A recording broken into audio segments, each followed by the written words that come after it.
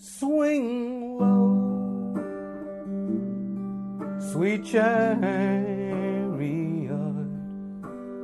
coming for to carry me home.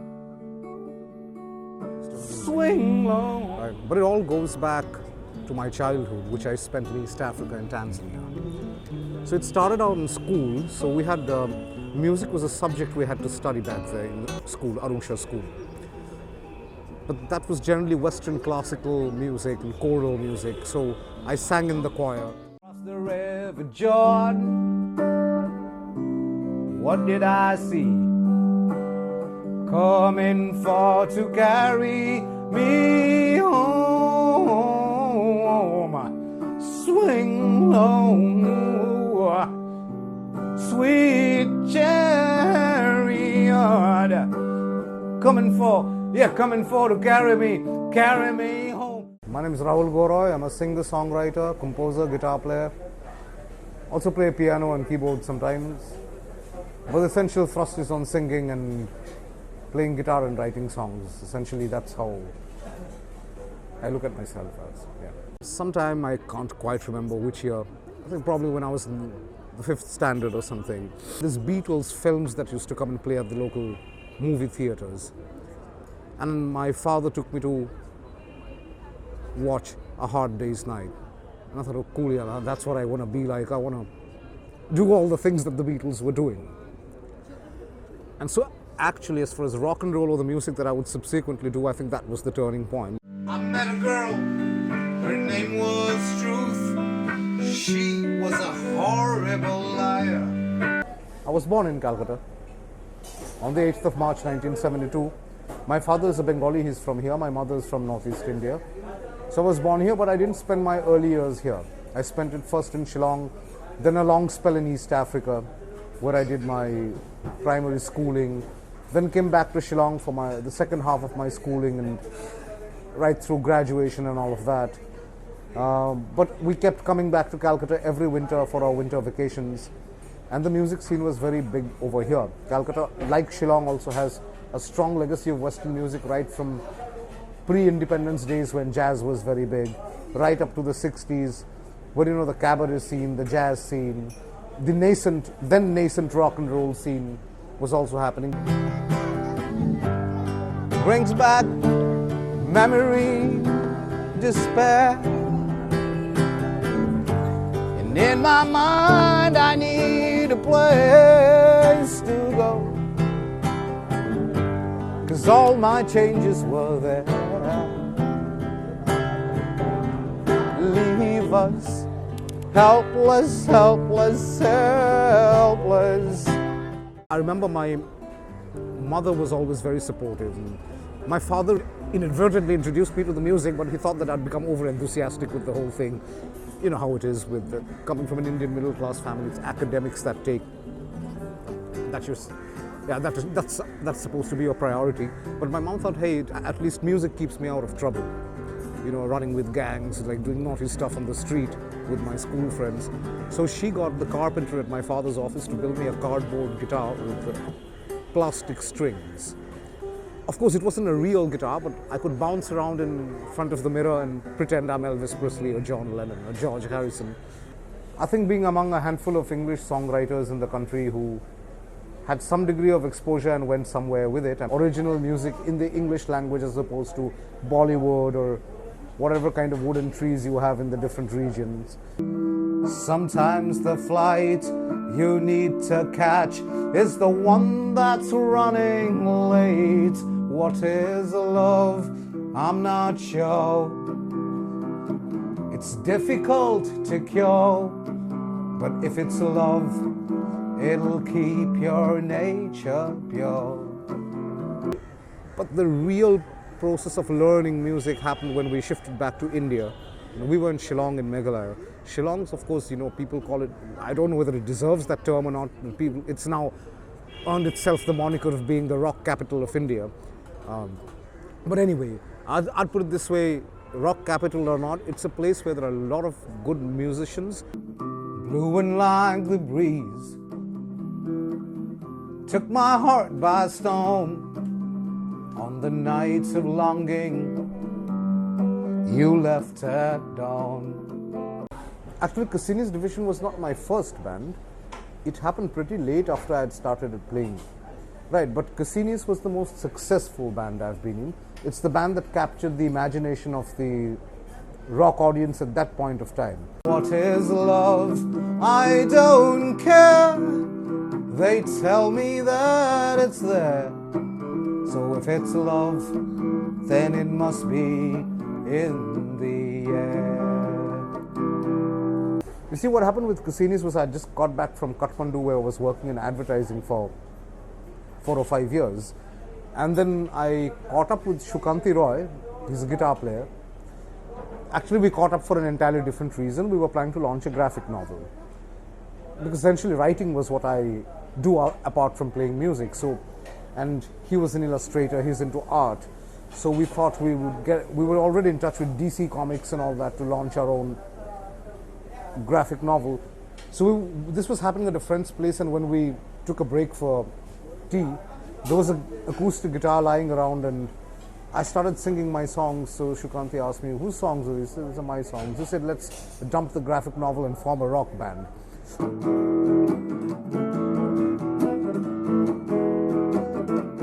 Animals!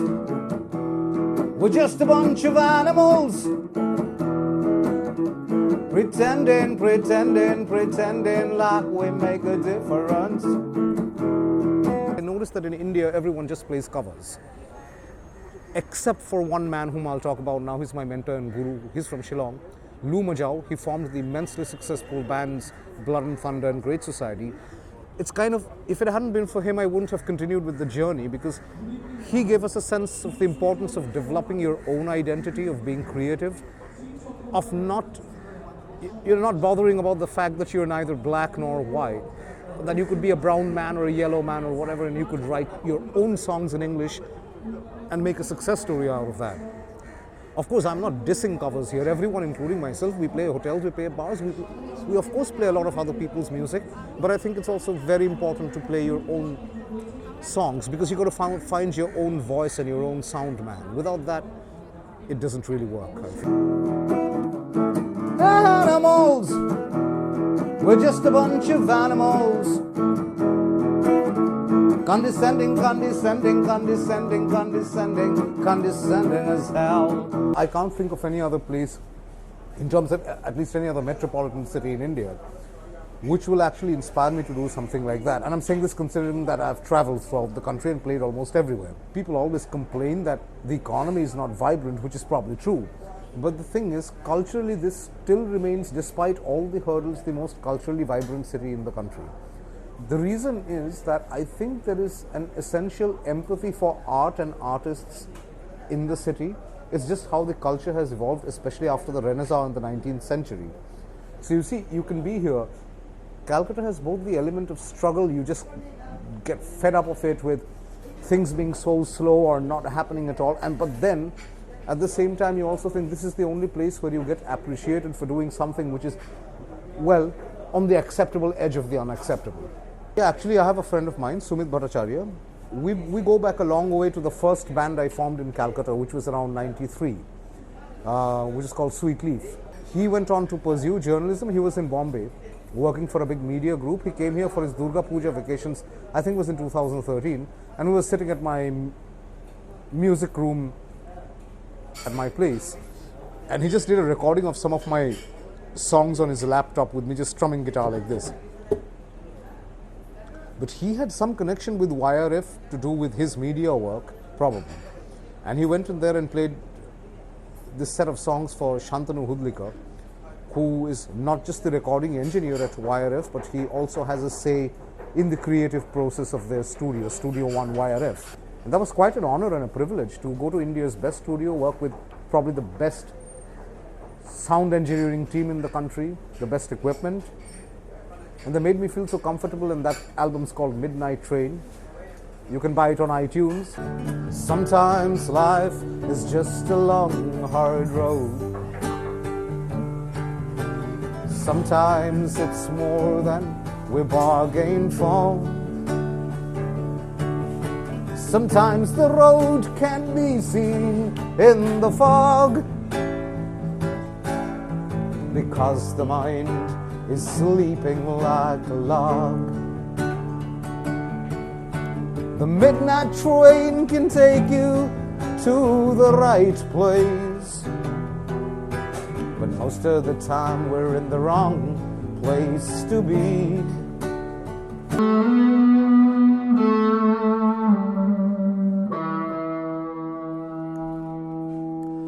Right, so here at FD 243, this is my music room. Used to be a garage at one point of time. Now it's just a garage of soul sounds here. So you know what I mean. So this is my main guitar. It's an Epiphone LP100. It's a Les Paul. I now use a vintage Bugera tube amp. You can look at those panels and everything looks like it's from the 1970s really. Nothing beats a tube amp in terms of tone, sound and everything. It's like cooking on a slow fire. That Simba, it's a song I wrote years ago, and then Shukanti from CASSINI'S division, guitar player, he was also into art, and we actually met to have that graphic novel. But then he illustrated my song, set in Tanzania, East Africa. So that Buddha over there was my first investment in art. I bought that from Madhumita Ghosh, an artist in Shillong.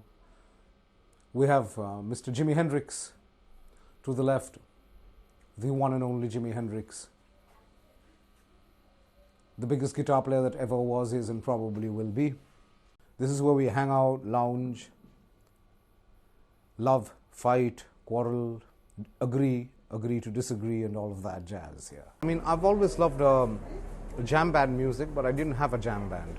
So I ran into Jonathan Wolf-Rice. He's from Tiburon, California, and I discovered he lives in the neighborhood in Salt Lake. So we met at Golden City Bar and Restaurant. It's a Chinese place. So we were the only two people at that time in the afternoon. We got talking and we both discovered that we're musicians and we love the same music. And so I wanted to put together a band that played a lot of 60s rock, Dylan, Neil Young, Grateful Dead, the Allman Brothers Band, but in a jam band format, a format where you could treat rock music like jazz. Yeah, so that's the band I play with now.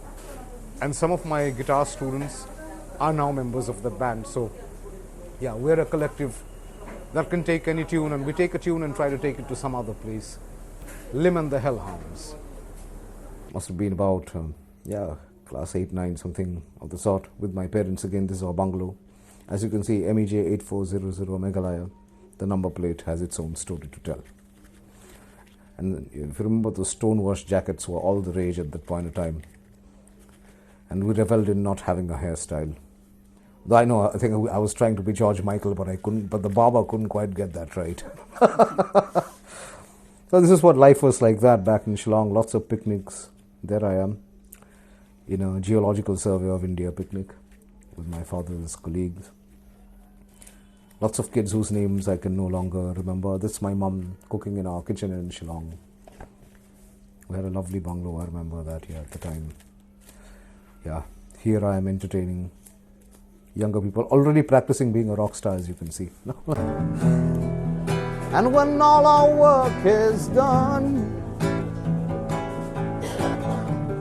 we fade like softly setting suns. When the midnight train arrives, baby, can you tell me, are you ready for the ride? Good evening, everyone. This is Shoma from Lim and the Hellhounds. So about me, I started out as a student of Rahul Guha Roy. I learned the ropes from him. I'm still learning. I learned stuff that the internet can't teach one. And then graduated into his band, which is where we are playing. It has been a wonderful journey throughout, and I hope that it remains being so. Hi, this is Ludo. I've been playing with Rahul for the last more than 18, 19 years together. I know him for almost 25 years now. So we had this band called CASSINI'S Division, and that's where it all started together. Then eventually other members fell off, and they pursued their own careers.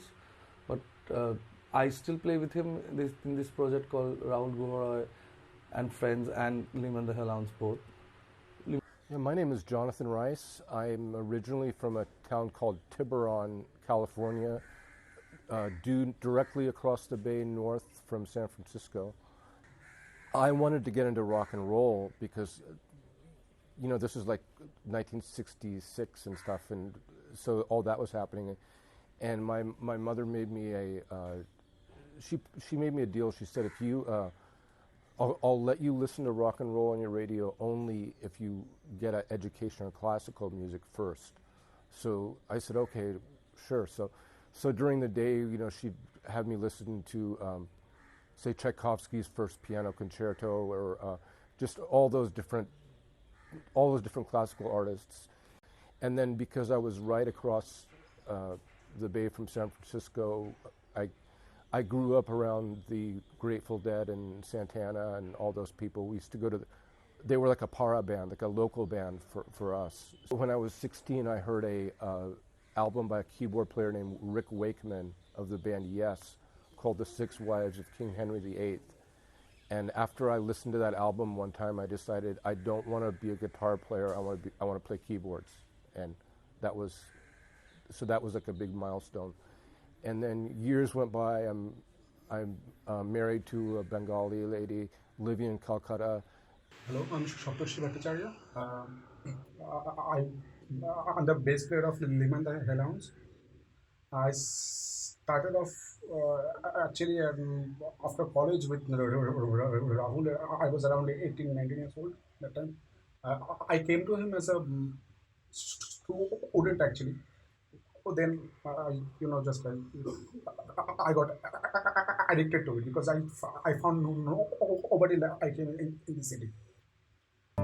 You think what you see is real, but it's just a Polaroid point of view, you know. Blue, blue windows behind the stars, yellow moon on the rise, big birds flying across the sky, throwing shadows on our lives. Leave us helpless, helpless, helpless. Helpless.